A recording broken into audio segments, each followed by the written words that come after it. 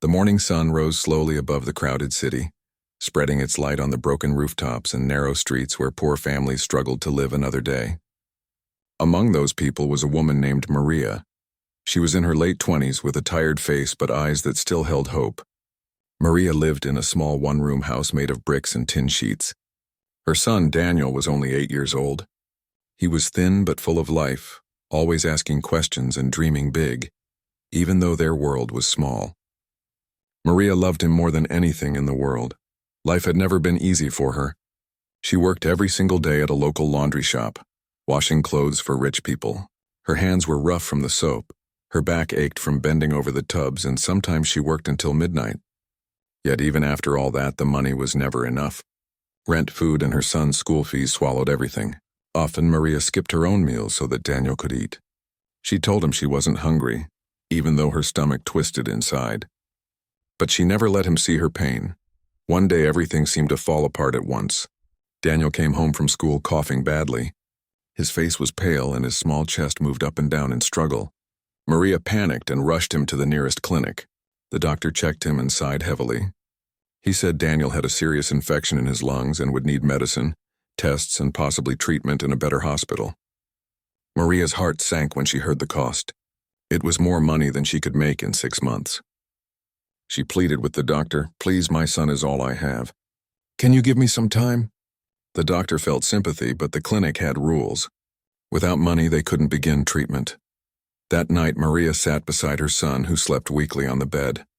She held his small hand, tears falling silently. She whispered, "I will save you, Daniel. I don't care what I have to do. I'll do whatever it takes." Her words were not just a promise, they were a decision. She knew she could no longer depend on her small wages.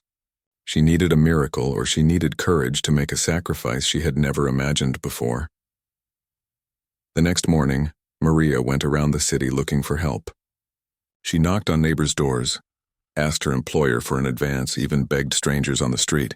Some turned their faces away, some gave her a few coins, but it was far from enough. At the laundry shop, her boss scolded her for missing work and refused to lend money. Maria felt humiliated but didn't give up. She told herself, "A mother cannot stop fighting. If I stop, my child will stop breathing." By evening, Maria was exhausted. She sat on the sidewalk near a busy road, holding Daniel's medical papers in her hands. Cars and buses rushed by, carrying people who didn't even notice her. She felt invisible, just another poor woman in a world too busy to care. Yet deep inside, she carried a fire, the fire of a mother's love. That fire told her to stand up again. She remembered hearing about a powerful businessman who sometimes helped poor families. His name was Mr. Alexander. He owned hotels, factories, and shops across the city. Many said he was cold and ruthless, but others whispered that if you reached his heart, he could show kindness. Maria had never met him, and the thought of walking into his office scared her. What would she say? How could a simple woman like her convince a man of such power? But then she thought of Daniel's weak breath and pale face. Fear became smaller than love. The next day, Maria dressed in her cleanest clothes, though they were still old. She held Daniel's hand and walked to the tall glass building where Mr. Alexander's company was located. The security guards looked at her with suspicion. She explained desperately that she needed to see Mr. Alexander. They laughed and said he didn't meet random people. But Maria refused to leave. She stood outside for hours, holding Daniel close. Her heart pounded, her throat was dry, but she didn't move. People passing by stared, but she didn't care. She only cared about one thing, saving her son. Finally, luck showed itself. Mr. Alexander's car arrived. He stepped out, tall, dressed in a dark suit with a serious face that made everyone step aside. Maria gathered her courage and ran forward before the guards could stop her. She knelt on the ground and raised the medical papers toward him. "Please, sir," she begged, her voice trembling. "My son is sick. I don't have money. I will do anything you ask. Just save him." The guards tried to pull her away, but Mr. Alexander raised his hand, signaling them to stop. He looked down at the woman and the boy. For a moment, his hard eyes softened. He took the papers from her shaking hands and scanned them quickly. He could see they were real, not lies. He glanced at Daniel, who coughed weakly, leaning against his mother. Something stirred inside the businessman's heart, something he hadn't felt in years. Maria's words echoed in his mind. "I will do anything." He had heard many people beg before, but there was something different in her voice. It wasn't just fear. It was pure love, a mother's desperate promise. He thought of his own childhood, of a mother he had lost too soon, and his chest tightened. Without saying anything, he told his assistant to arrange a hospital for Daniel immediately. Maria's eyes widened in shock. She burst into tears, holding Daniel tightly, thanking Mr. Alexander over and over. The businessman nodded coldly, but deep inside he felt something unusual, a connection, a small warmth that surprised even him. That night, Maria sat beside Daniel's hospital bed. For the first time in days, she felt a little hope. She knew she had stepped into a new chapter of life. She had crossed a line she never thought she would. She had offered herself completely, saying she would do anything, and now a powerful man had heard her words. She didn't know what he would ask in return or what her future would become. All she knew was that her son was safe for now, and she was ready to face whatever came next. Her heart whispered again as she looked at her sleeping child, "I'll do whatever it takes." Maria sat beside Daniel's hospital bed, watching him breathe more calmly than before. The medicine had started to work, and his color was slowly returning. The beeping machines, the smell of disinfectant, and the constant footsteps of nurses all felt like a blessing to her. Just yesterday she had feared she might lose him. Now there was hope. Yet that hope came with questions that burned inside her heart. How had a man as powerful and distant as Mr. Alexander agreed to help them? What would he expect in return? Maria replayed the moment over and over in her mind. She remembered kneeling before him, holding those medical papers, begging with all the strength of a desperate mother. She remembered the way he had looked at her, with eyes that seemed cold at first but softened for a brief second. She had said she would do anything, and he had listened. That frightened her because she truly meant those words. Now she wondered what her promise might cost. The next morning, a nurse entered the room and told Maria that Mr. Alexander's assistant was waiting for her outside. Maria felt nervous but nodded. She kissed Daniel's forehead gently and whispered, "I'll be back, my son. Stay strong." Her legs shook as she walked down the long corridor. At the end of it stood a man in a gray suit, tall and expressionless. He introduced himself as Richard, Mr. Alexander's personal secretary. His voice was firm but polite. "Mr. Alexander has asked me to bring you to him," Richard said. Maria's heart pounded. She followed Richard out of the hospital and into a sleek black car. The ride through the city felt unreal. She looked out the window at the crowded markets, the busy traffic, and the children playing barefoot in the dust. For a moment she thought of her old life, ordinary, poor, unnoticed. Now she was on her way to meet one of the most powerful men in the city. It felt like walking into a world she didn't belong to. The car stopped in front of a tall building made of glass and steel. It was Mr. Alexander's main office tower. Inside, the floors shined like mirrors, and people in fine clothes hurried around with files and phones. Maria felt out of place in her simple dress and worn shoes, but she kept walking. Richard led her into an elevator and pressed the button for the top floor. The ride was silent, except for the sound of her racing heartbeat. When the doors opened, she saw a large office with walls of glass showing the whole city below. Mr. Alexander stood near the window, looking down at the traffic as if the entire city belonged to him. His dark suit fit perfectly. His presence filled the room, and his silence was heavier than any words.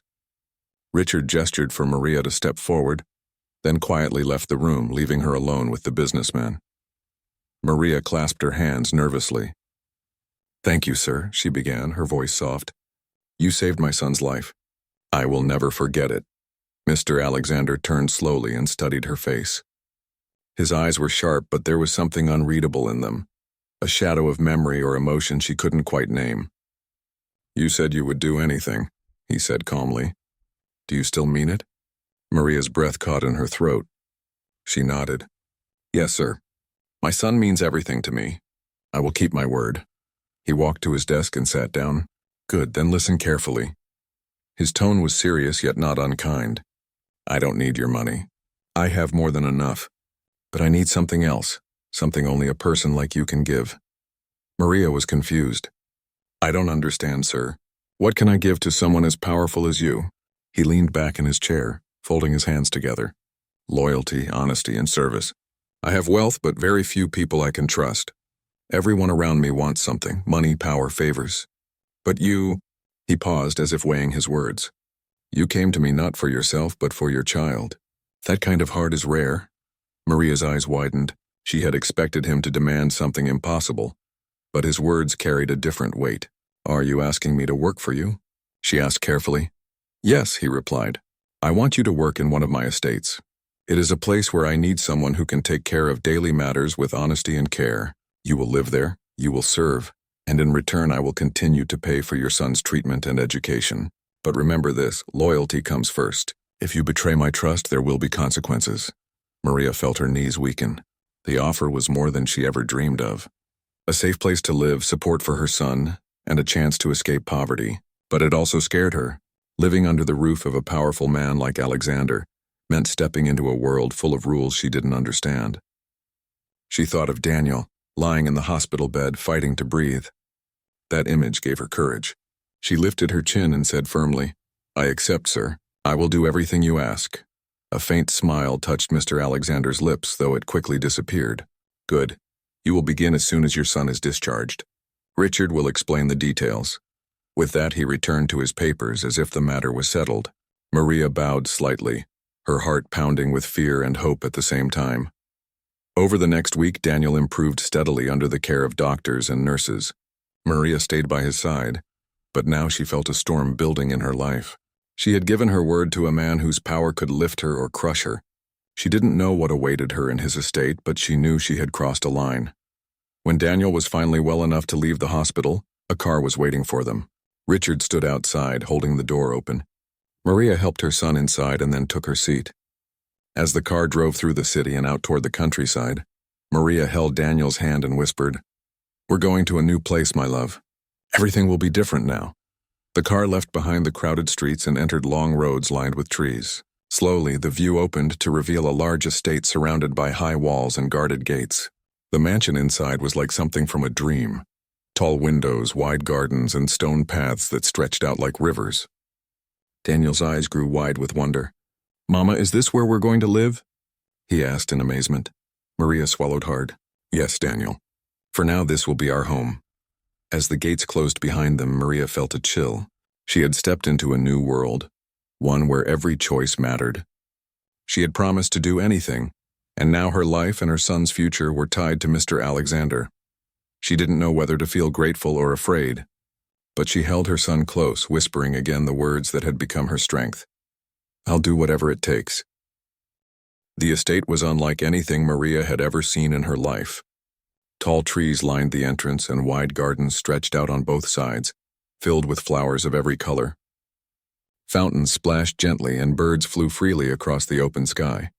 The mansion stood proudly in the middle, its stone walls shining in the sunlight, its windows tall and elegant. To Maria and Daniel, it looked less like a house and more like a palace. Daniel's eyes sparkled as he pressed his face against the car window. Mama, this place is like a castle. Are we really going to stay here? He asked, his small voice full of wonder. Maria smiled weakly and held his hand. Yes, my love. This is our new home, but remember, we must behave well here. We must follow all the rules.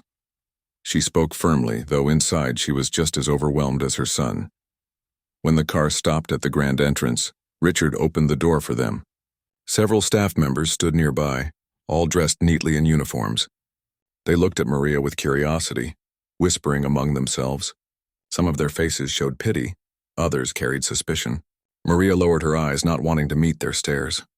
She reminded herself that she was here not for pride, but for her son's future. Inside the mansion, the halls were covered with red carpets. Chandeliers hung from the ceilings, glowing with golden light. Expensive paintings filled the walls, and every piece of furniture looked polished and perfect. Maria had never walked in such a place before. She felt small, almost invisible, but she held Daniel close to give herself courage. Richard introduced her to the head maid, a stern woman named Mrs. Turner. She was in her 50s with sharp eyes and a strict posture. This is Maria, Richard said. She has been personally appointed by Mr. Alexander. Make sure she understands her duties. Mrs. Turner gave Maria a long look, then nodded stiffly. Follow me, she said. Maria obeyed quietly, carrying Daniel's small bag. The head maid showed her to a modest room at the back of the mansion. It was not grand like the other rooms, but it was clean and comfortable, with 2 beds, a wardrobe, and a small table. For Maria and Daniel, who had lived in a one-room shack, this already felt like a luxury. "This will be your space," Mrs. Turner said firmly. "Meals are served on schedule. Your duties will begin tomorrow. Mr. Alexander expects loyalty and discipline from all his staff. Remember that." She left without another word, her heels clicking loudly on the polished floor. That evening, Maria and Daniel sat together on their small beds. Daniel was still wide-eyed with excitement. "Mama, can I play in the garden tomorrow?" "It's so big," he asked. Maria stroked his hair gently. "Yes, but only if you promise to be careful and stay where I can see you." She kissed his forehead and whispered a prayer of thanks. Her son was smiling again, and that was worth every sacrifice. The next day, Maria began her work. She was given the responsibility of helping in the kitchen, cleaning certain rooms, and assisting Mrs. Turner with household arrangements. The work was hard, but Maria was used to hardship. She worked quietly, never complaining, and always with determination. The other staff noticed her dedication, though some still whispered behind her back. They wondered why Mr. Alexander had brought in a poor woman and her child. Some suspected there was more to the story, but none dared ask openly. Meanwhile, Daniel's health improved each day. He played in the garden, chasing butterflies, his laughter filling the air.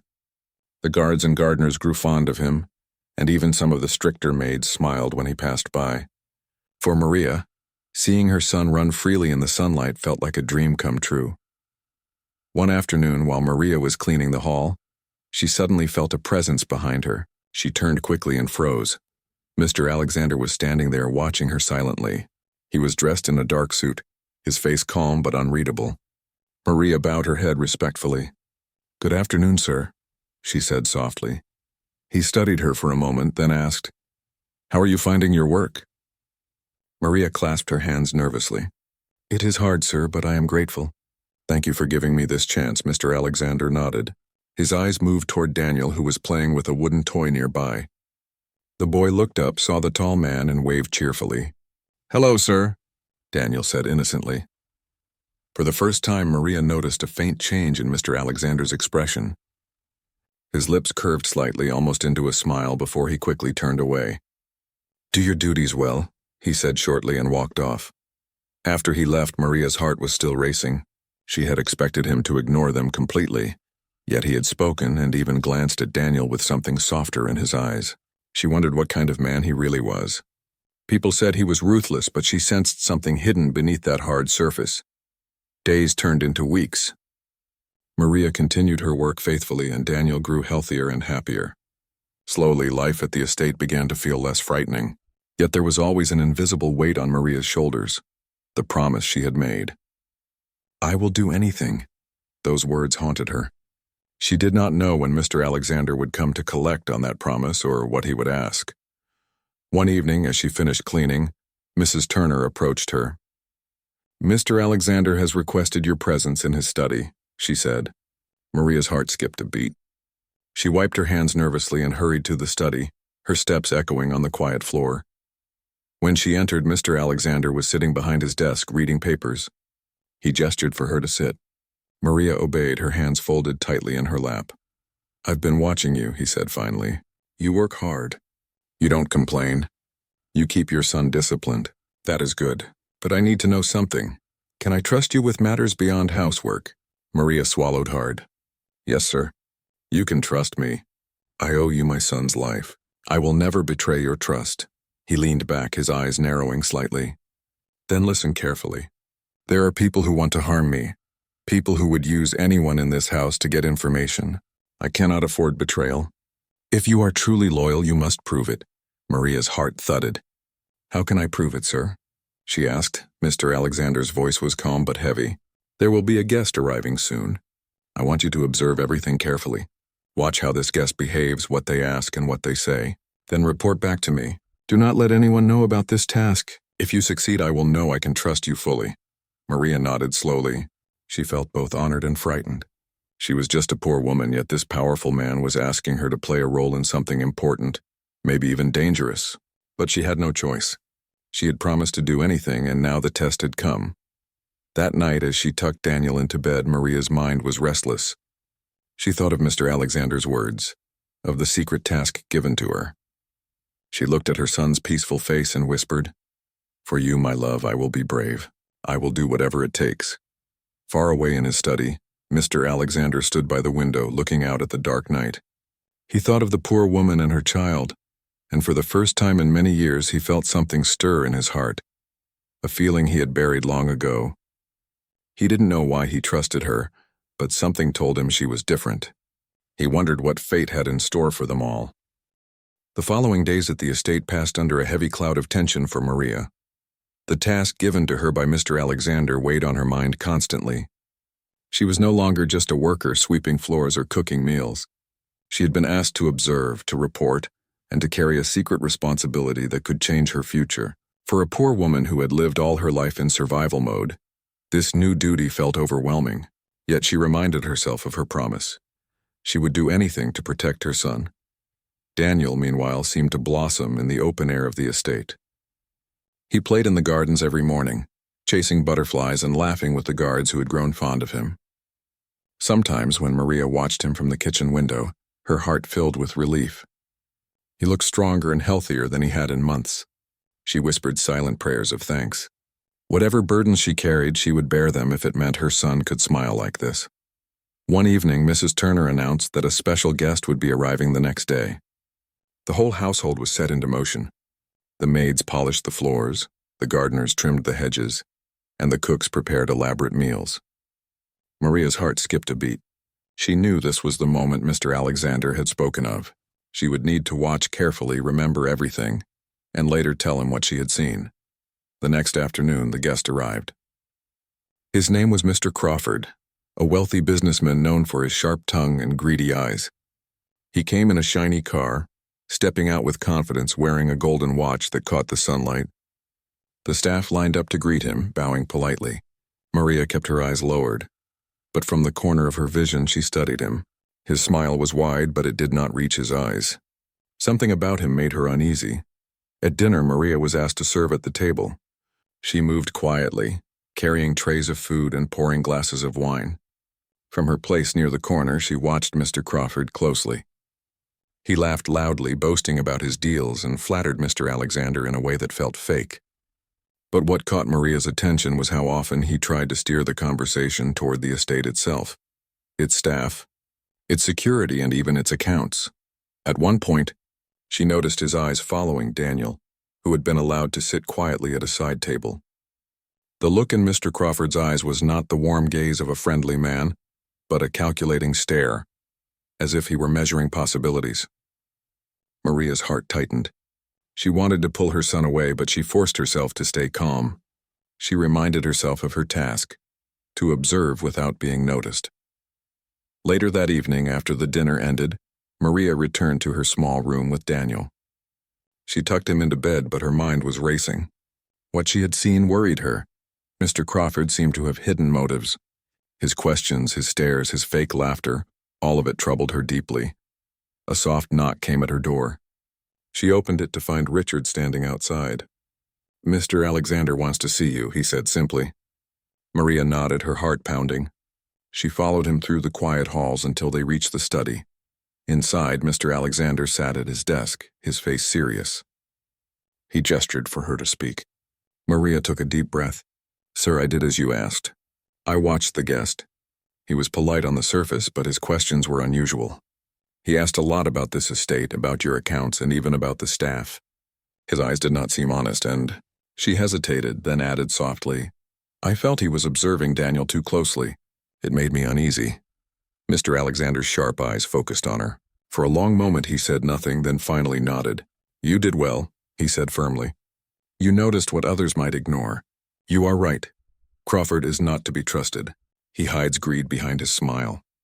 I needed to know if you could see through it. Now I know I can trust you." Maria's knees almost gave way with relief. She bowed her head. "Thank you, sir. I only told you what I felt." "Feelings are important," he replied. "Sometimes more important than facts. You have proven your loyalty." For the first time, Maria saw a faint warmth in his eyes. Not kindness exactly, but a recognition of her worth. That moment stayed in her heart long after she left the study. In the days that followed, Maria noticed subtle changes. The staff, once suspicious, began to treat her with more respect. Word had spread that Mr. Alexander trusted her.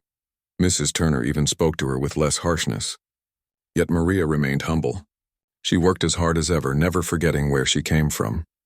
One afternoon, as she was folding linens, Mr. Alexander unexpectedly appeared in the hallway. He stopped near her and asked, "How is your son adjusting?" Maria looked up in surprise. "He is happy, sir. Healthier than before. I cannot thank you enough," Mr. Alexander nodded. "Children should not suffer because of the world's cruelty. He deserves a chance." His words were brief, but they carried weight.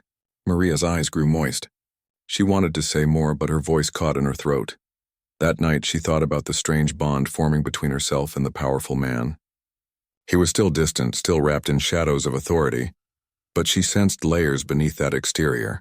She remembered how he had looked at Daniel, with an expression that almost revealed pain or memory. She wondered what stories were hidden in his past. Weeks turned into months, and life in the estate settled into a rhythm. Daniel began attending a better school arranged by Mr. Alexander's office.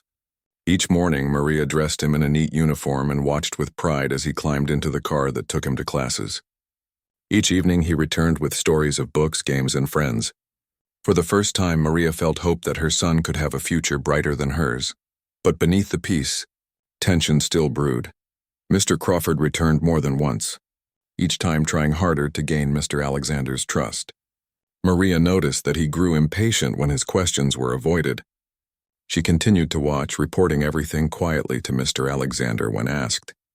He listened carefully, his face unreadable, but Maria could sense that her words mattered to him. One stormy night, as thunder rolled outside, Maria was once again summoned to the study.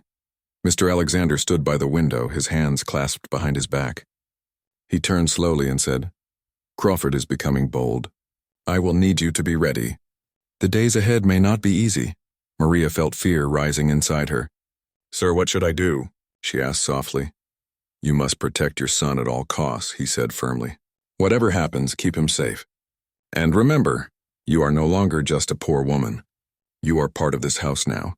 Your loyalty will be tested, but so will your strength." Her heart pounded. She thought of her promise, of the words she had spoken in desperation. "I'll do whatever it takes." Now, more than ever, she understood their weight. She bowed her head and whispered, "I will not fail, sir." That night, as she lay awake listening to the storm, Maria held Daniel close and prayed for courage. She didn't know what dangers lay ahead, but she knew one thing with certainty. Her life had changed forever. She was no longer just fighting for survival. She was caught in a web of power, trust, and hidden battles, and she had to stand strong no matter the cost. The days after the storm carried an uneasy silence across the estate. The gardens were fresh with rain, but the air felt heavy. Maria sensed that something was coming. She moved through her daily duties, but her thoughts were restless. Each time she looked at Daniel, she reminded herself that he was the reason she had stepped into this world. She had promised to do anything for him, and that promise had now tied her fate to Mr. Alexander. One morning, Richard entered the kitchen where Maria was preparing bread.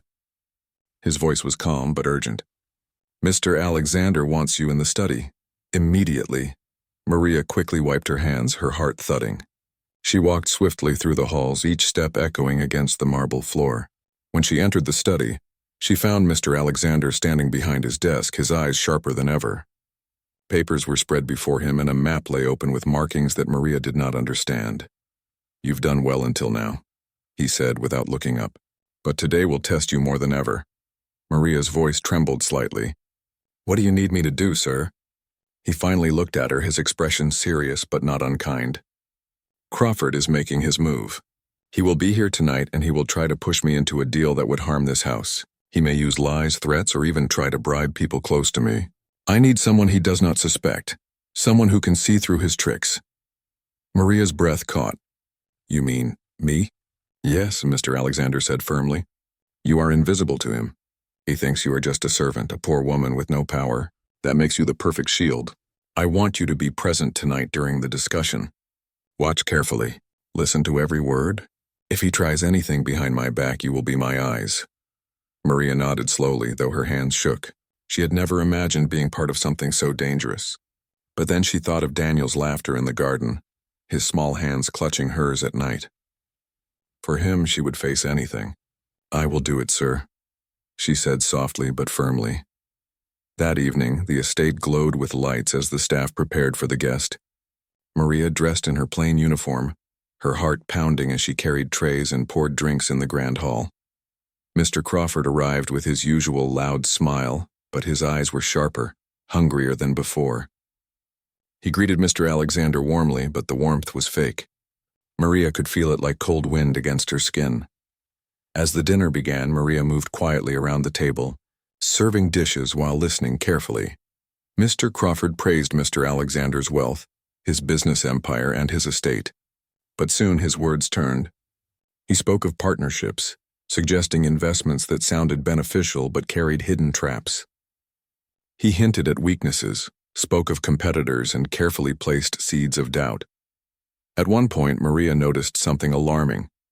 While Mr. Alexander stepped away to take a phone call, Mr. Crawford leaned closer to Richard, whispering promises of money and influence if he would share confidential information. Richard's face remained cold, but Maria's heart raced. She knew this was exactly what Mr. Alexander had warned her about. Later, when Mr. Alexander returned, Mr. Crawford's smile returned as well. He spoke of friendship, but his eyes glistened with greed. Maria's hands tightened around the tray she carried. She realized that Crawford was not just a greedy man, he was a dangerous one. After the dinner ended, Mr. Crawford left with promises to finalize discussions soon. The estate grew quiet again. Maria felt drained, but she knew her role was not yet over. A few minutes later, Richard appeared at her side. "Mr. Alexander wants you now," he said. In the study, Mr. Alexander waited, his face unreadable. Maria bowed her head nervously. "Sir, I must tell you what I saw. When you stepped out, Mr. Crawford tried to bribe Richard. He promised him money and power if he would betray you. His words were full of lies. I could see it in his eyes."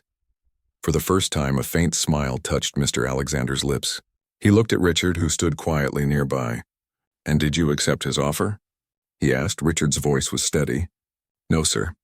I serve only you," Mr. Alexander nodded. He then turned back to Maria. "You confirmed what I suspected. Crawford is indeed a snake, and tonight you proved something else, that I was right to trust you." Maria's eyes filled with tears of relief. She bowed deeply. "Thank you, sir. I only did what was right." Mr. Alexander's voice softened, though it still carried authority. "Most people do not risk themselves for what is right. But you did. Remember this, Maria, loyalty is priceless, and you have shown it without asking for anything in return. That makes you stronger than most people I know." For the first time, Maria felt not just like a servant, but like someone valued. She had been tested, and she had not failed. She thought of her promise once again. "I'll do whatever it takes." Tonight, those words had guided her, and they had saved her place in this new life. In the weeks that followed, Mr. Crawford's schemes unraveled. Mr. Alexander moved swiftly, cutting ties with him and exposing his tricks to others in the business world. Crawford's influence weakened, while Mr. Alexander's power remained firm. The estate was safe again, and with it, Maria's fragile peace. Daniel continued to grow stronger. He excelled in his new school, often bringing home drawings and stories that made Maria proud. The boy who once struggled to breathe now ran freely through the gardens, his laughter echoing like music. For Maria, every smile on his face was proof that her sacrifices had been worth it. One afternoon, as the sun set over the gardens, Mr. Alexander walked slowly toward where Maria sat, watching her son play. He stood beside her, his hands behind his back. For a long moment, they both watched Daniel chase butterflies in the fading light. "You've done well," Mr. Alexander said quietly. Maria looked up, surprised by his gentler tone. "I only did what I had to, sir. My son is my life," he nodded, his gaze still on the boy. "Children give us reasons to keep fighting. Once, long ago, I lost someone I loved because I could not protect them. Perhaps that is why your loyalty means more to me than you realize." Maria's heart tightened. She understood now why he had looked at Daniel with such softness before. Behind his power and wealth, there was also pain, hidden but real. For the first time, she felt not just gratitude toward him, but also a quiet respect. The days ahead still held uncertainty. Maria knew her life would never be simple again. She lived under the roof of a man who carried both power and secrets, and her role was tied to him now. But she also knew she had found strength she never thought she had. She had stood firm when tested, she had protected her son, and she had earned trust in a place where trust was rare. That night, as she tucked Daniel into bed, he whispered sleepily, "Mama, are we safe here?" Maria kissed his forehead and smiled softly. "Yes, my love. We are safe, and as long as I breathe, I will do whatever it takes for you." She lay awake for a while, listening to the quiet of the estate. The storm had passed, the shadows had lifted, and for the first time in years she felt a sense of hope for tomorrow.